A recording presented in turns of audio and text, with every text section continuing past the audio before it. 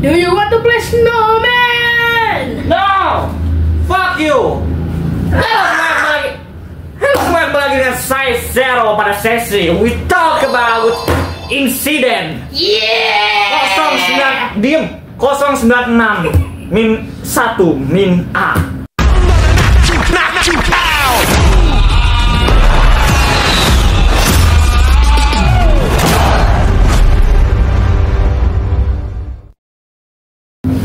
Oke, jadi ini adalah lanjutan video kemarin yang mana saat kita ngebahas episode SCP-096 ada sebuah insiden yang tidak diceritakan oleh kita pada video yang kemarin, benar? Benar. Oke, jadi sekarang kita akan menceritakan sebuah kisah itu ya. Oke, kita mulai sini. Panjang ya? Panjang? Panjang banget. Oke, kita mulai. Ini bahasa apa? Kok tiba-tiba ganti bahasanya? Dan aku lah betul. Astaga, error brengsek, pakai error ya. Nyantai. Ganggu aja nih. Mana dia kok hilang sih ya? Awal log. Sebuah kubus baja besar terlihat di tengah-tengah laboratorium penelitian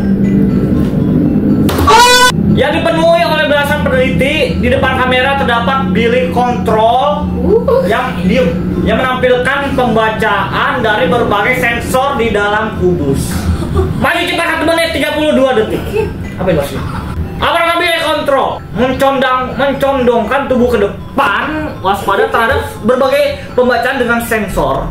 Sekitar 5 detik kemudian, dinding baja pada kubus penahan mengalami penyok besar yang membengkok. Penyok tersebut membesar sebelum pecah.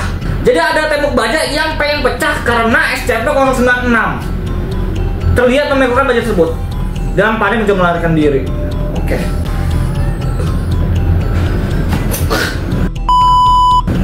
Pita pengaman mengeluarkan wajah SCP-096 sesuai dengan protokol penanganan. Oke, jadi ini mulai kabur ya ini anak ya.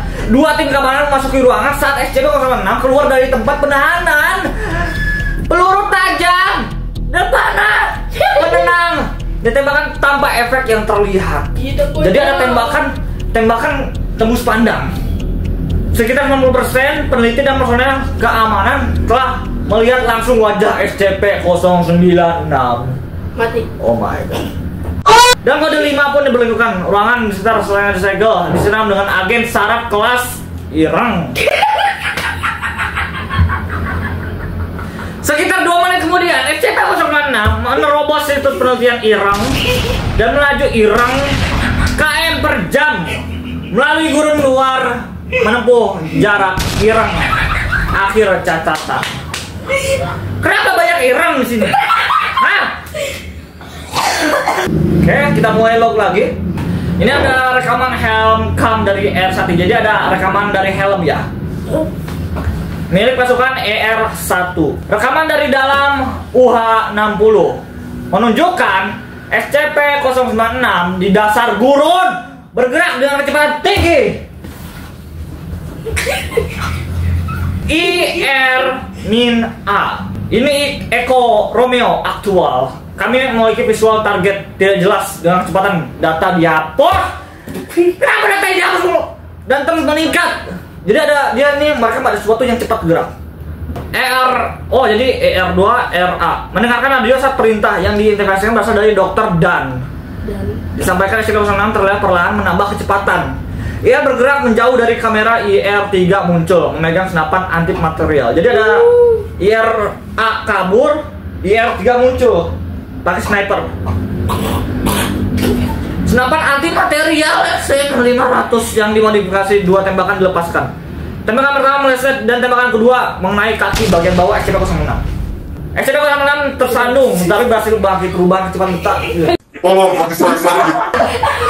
Tolong kaki saya sakit.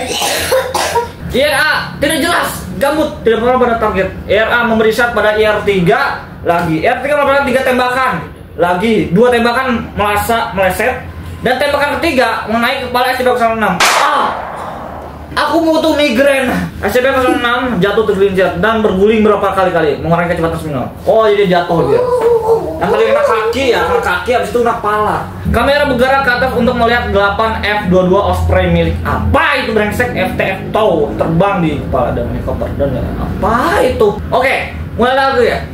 Catatan wawancara video 096-1A. Jadi si ERA ini diwawancara ya. Dr. Alexei tampak sangat tenang, penuh tekad dan menjawab semua pertanyaan dengan pelan-pelan dan hati. Jadi ada dokter yang namanya Alexei, dia ini disuruh buat jawab pertanyaan. Pewawancara. Di mana Anda tepatnya pada saat pelanggaran terjadi? Ada pelanggaran? Dr. Alexei, saat istirahat, minum secangkir kopi, beruntung sekali saya tidak terlibat di area penahanan. Santai seluruh dia. Dia ngopi dulu. Jadi ketika ada kehancuran dia ngopi dulu. Wawancara. Jelaskan tindakan Anda secara langsung setelah pelanggaran penahanan. Dr. Alexei, saya mengirim Eko Romeo untuk mengejar SCP-06 dan beritahu dokter apa ini dokter Irang dan tentang situasi tersebut. Kami kemudian mulai bertugas mencari SCP-001 setelah arah umum SCP-06 ditentukan. Ada SCP-061. Saya mengirim Mobile Task Force apa sih ini untuk menguasai evakuasi posisi terjual semua sesuai dengan Oke, catatan wawancara video 001B. Dr. Daniel dan Irang masih main duduk dengan sabar di atas meja di depannya. Ada sesuatu yang tampak seperti seperangkat kacamata penglihatan malam yang dimodifikasi. Jadi ada sebuah kacamata malam ya. Wawancara sebagai catatan di mana tepatnya Anda saat SCP-06 kabur, bukan melanggar kayak. Dokter Dan di pegunungan data dihapus. Ada penggunaan data dihapus. Dong. Coba mencari informasi lebih lanjut tentang asal-usul SCP-06 itu adalah ekspedisi penelitian yang tepat. Jadi saya meninggalkan Dr. Alexei yang melalui waktu saya. Jadi ketika ada SCP-06 yang kabur, si Dokter Dan ini lagi ngopi dan ada si apa tadi? Bola tuh. Wawancara itu hanya catatan. Dokter sekarang mengetahui bahwa SCP-06 kebal terhadap semua bentuk kerusakan yang di saat dalam keadaan marah. Jadi 096 itu SCP-06 itu kebal dalam bentuk kerusakan. Jadi kalau dia diserang apapun dia kebal kalau dia lagi marah. Lihat saya tamat. Iya, sama-sama botak ya. Dokter Dan, kenapa tidak jika ada kesempatan untuk memperlambat SCP-06 dan memberi MTF tahu satu lebih banyak waktu? Maka kami harus mencoba untuk membahayakan ER dan itu juga dalam bahaya disalib. Sejujurnya ER tidak bisa berbuat banyak untuk membantu. Oke, jadi ini tuh untuk diperlambat ya. Begitu ya. Sekarang bisa Anda menjelaskannya? Wawancara menunjuk ke kacamata yang tergeletak di atas. Wawancara menunjuk kacamata yang tergeletak di atas meja. Kacamata tadi tuh yang bisa melihat di malam hari itu. Ya, ini adalah proyek Scramble, lensa mata yang kami tugaskan untuk IR dan MTF tahu satu yang dirancang oleh Dr. Alexei dan saya sendiri khusus untuk SCP-06. Lensa ini dilengkapi mikropresos kecil yang terus-menerus menganalisis bidang pandang dan ciri wajah 06. Jadi kacamata ini itu ditugaskan untuk bisa melihat partikel kecil. Jadi ibaratkan ini lihat di sini, tapi bisa melihat ke arah sini. Jadi kacamata ini dibuat untuk bisa melihat wajah dari SCP-096. Wow. Dan mahal. Ya dokter Dan itu sangat mahal. Sangat. Itu kenapa saya tidak berhasil. Jadi bikin ini mahal tapi gak berhasil. Transkrip audio antara MTF tahu 1 dan awak XXXG yang mau dikasih dengan tanda panggilan Big Brother. MTF ini kayak model fuck. Burung osprey di udara bergerak, data dihapus. Data dihapus.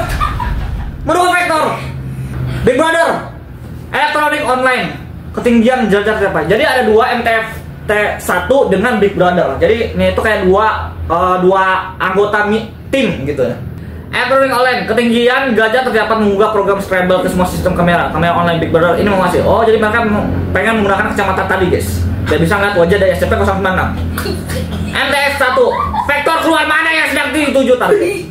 Big Brother, target saat ini sedang menuju ke barat berbagian dengan sial.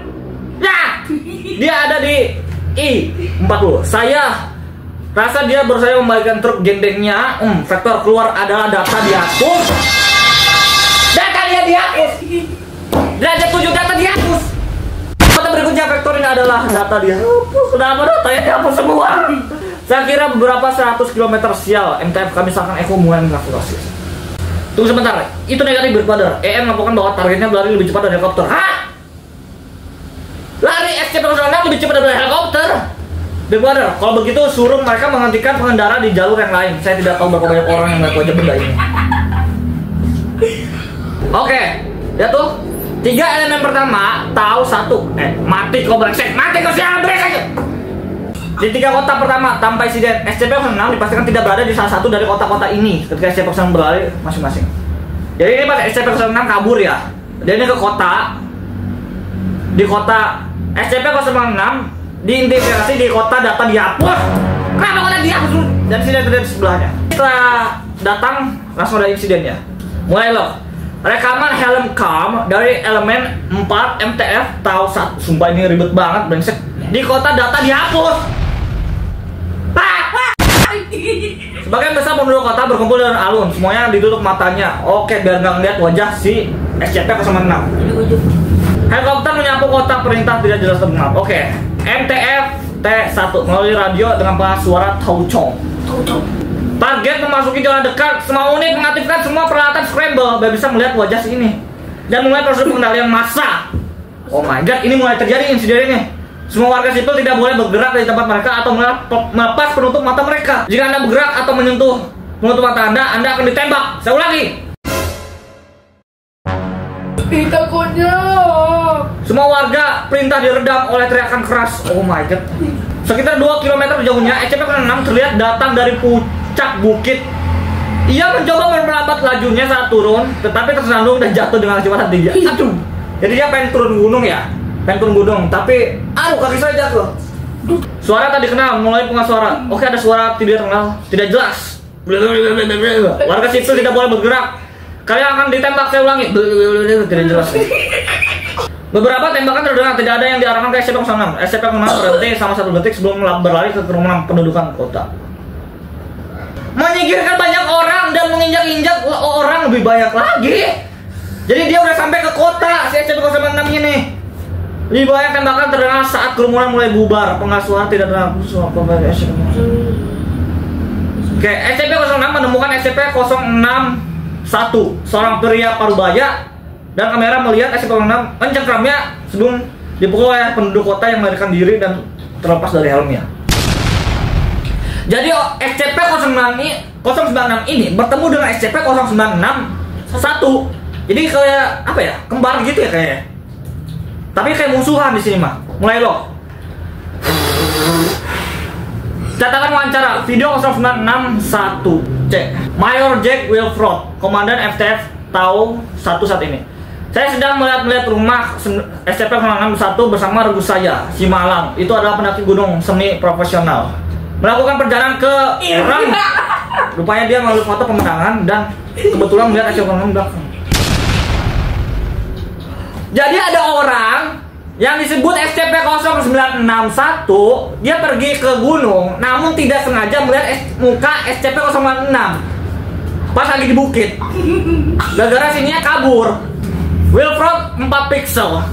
4 pixel sialan.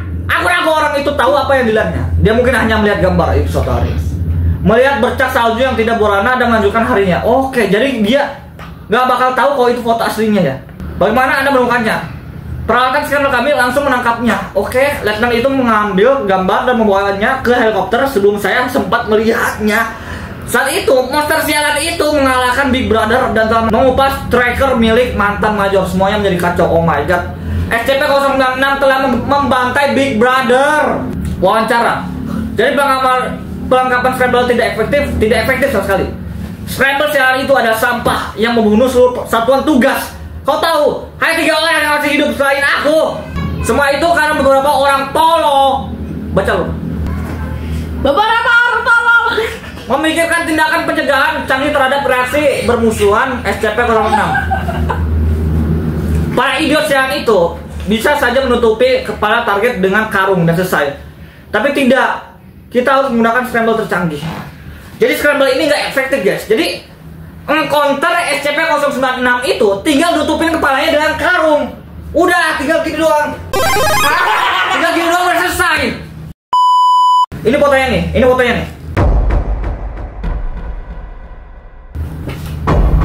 Nah, kok nggak kelihatan?